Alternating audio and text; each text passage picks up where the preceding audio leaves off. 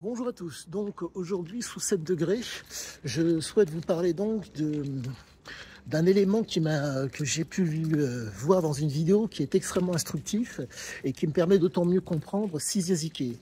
Cet élément, c'est le fameux traumatisme. Psyché est le fait donc d'un père et d'une mère qui lui ont donné des éléments, si je puis dire, pour cheminer dans le monde comme tout un chacun. Mais les éléments qui lui ont été donnés sont des éléments, si je puis dire, qui sont caractéristiques, en tout cas, qui lui ont permis de faire la différence par rapport à ses frères et sœurs. Je ne vous parle pas de ce que je pense, mais je vous parle des écrits qui laissent, pour moi, je ne peux pas confirmer, malgré mes nombreuses lectures, je ne confirme pas, je ne fais que, si je puis dire, corroborer par les textes de Shizyazike que je lis et que je relis, et de par donc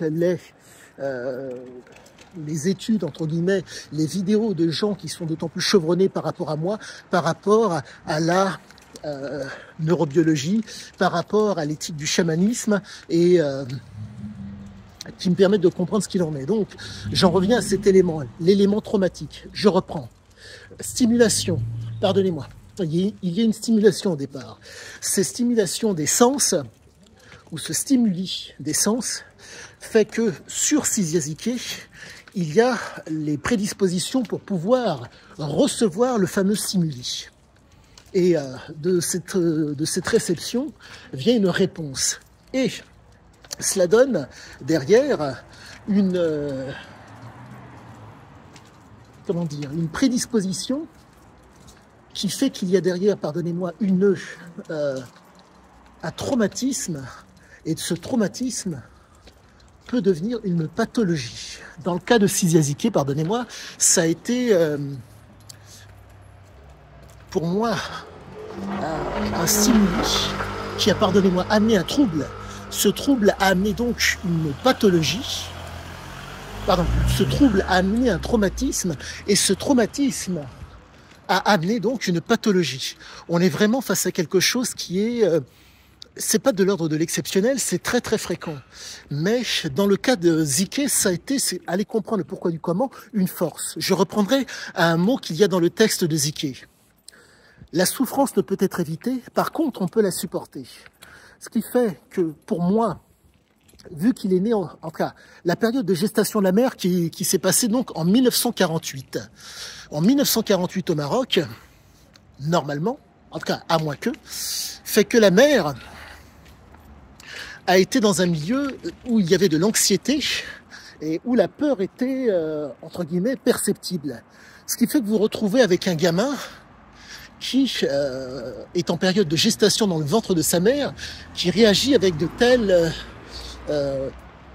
stimuli. Résultat, il se passe que... Ah, misère, oui, résultat, pour reprendre les propos de Zike, la souffrance ne peut être évitée, par contre, elle peut être supportée. Donc ça explique la raison pour laquelle il s'est tourné vers les produits stupéfiants.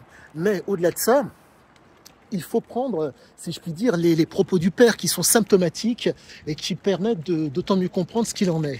On ne devient un homme que lorsque, pardonnez-moi pour la vulgarité, que lorsqu'on encule un curé ou un flic.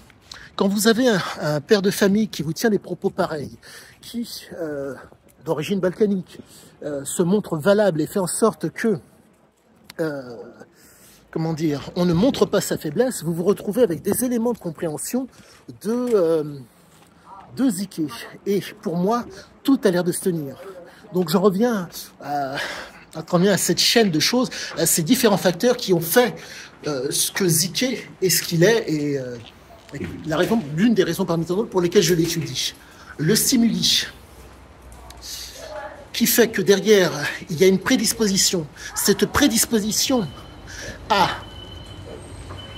est devenue un trouble. Ce trouble est devenu un traumatisme, et ce traumatisme est devenu une pathologie. Donc pour moi, tout a l'air de se tenir. Je suis heureux, vous n'avez pas idée à quel point. Quoi qu'il en soit, je vous dis à tous, à bientôt pour la suite. Et à bientôt.